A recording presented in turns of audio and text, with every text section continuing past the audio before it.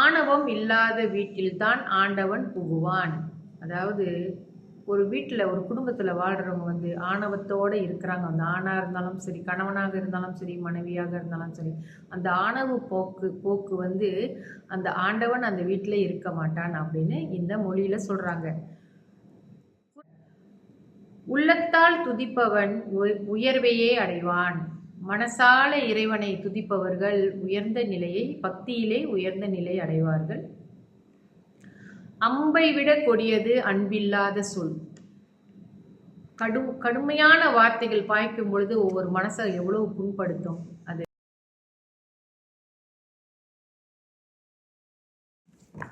அனைவருக்கும் என் இனிய காலை வணக்கங்கள். என்னுடைய பதிவுகளை தொடர்ந்து கேட்டு வரும் அனைவருக்கும் என்னுடைய மனமார்ந்த நன்றிகளை தெரிவித்துக் கொள்கிறேன். இன்றைய பஞ்சாங்கம் பார்ப்போம்.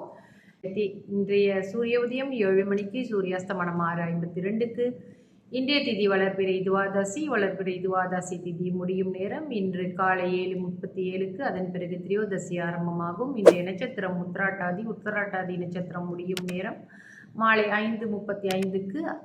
அதன் பிறகு ரேவதி ஆரம்பமாகும். இன்றைய யோகம் சித்த யோகம். நல்ல நேரம் காலை 6:59 7:58 வரை. மத்தியான வேளையில் 3:54 4:53 வரை. மாலை வேளையில் 6:52 8:21 வரை. ராகு கால நேரம் காலை 8:28 9:57 வரை. யமகண்ட நேரம் காலை 11:26 12:56 வரை. கூலிகன் மதியம் 2:25 3:54 வரை. சந்திராஸ்தம ராசி. இன்று சிம்ம ராசி அன்பர்களுக்கு சந்திராஸ்தமம். இவர்களுக்கு நாளை மதியம் 3:04க்கு சந்திராஸ்தமம் முடிவடையும். இன்றைய விசேஷம் முகூர்த்த நாள் மற்றும் சுக்லபட்ச பிரதோஷம். இன்றைய ராசி பலன் பார்ப்போம். மேஷ ராசிக்கு மறதி, ரிஷப ராசிக்கு ஓய்வு, மிதுன ராசிக்கு பாராட்டு, கடக ராசிக்கு சோதனை, சிம்ம ராசிக்கு சாந்தம், கன்னி ராசிக்கு குழப்பம், துலாம் ராசிக்கு ஊக்கம், விருச்சக ராசிக்கு ஜெயம், தனுசு ராசிக்கு நலம், மகர ராசிக்கு பொறுமை, கும்ப ராசிக்கு பயணம், மீன ராசிக்கு நன்மை. ஆகாத நட்சத்திரங்கள் வரிசையில் இன்று கேட்டை நட்சத்திரத்திற்கு பார்ப்போம். கேட்டை நட்சத்திரத்துக்கு அஸ்வினி, ஆயிலியம் மற்றும் கேட்டை, ரேவதி, மூலம் இந்த நட்சத்திரங்கள் இவர்களுக்கு ஆகாத நட்சத்திரங்கள். இந்த நட்சத்திரம் உடையவர் நீங்கள் கட்டாயமாக திருமணத்திற்கோ அல்லது கூட்டு வியாபாரம் செய்வதற்கோ இந்த நட்சத்திரங்களை நீங்கள் கவனத்தில் எடுத்துக்கொண்டு இவைகள் இல்லாததை பார்த்து நீங்கள் செய்ய வேண்டும். மற்றபடி உங்களுடைய விசேஷமாக நீங்கள் ஏதாவது ஒரு நல்ல காரியம் புதிதாக செய்ய வேண்டும் என்றாலும் இந்த நட்சத்திரங்கள் இல்லாத நாட்களில் நீங்கள் உங்களுக்கு உகர்ந்த நட்சத்திரங்களை தேர்ந்தெடுத்து நீங்கள் செய்ய வேண்டும். இன்றைய சிந்தனை துளிகள் பார்ப்போம். ஆணவம் இல்லாத வீட்டில்தான் ஆண்டவன் புகுவான். அதாவது ஒரு வீட்டில் ஒரு குடும்பத்தில் வாழ்கிறவங்க ஆணவத்தோடு இருக்கிறாங்க. அந்த ஆணாக இருந்தாலும் சரி, கணவனாக இருந்தாலும் சரி, மனைவியாக இருந்தாலும் சரி, அந்த ஆணவ போக்கு அந்த ஆண்டவன் அந்த வீட்டில் இருக்க மாட்டான் அப்படின்னு இந்த மொழியில் சொல்கிறாங்க.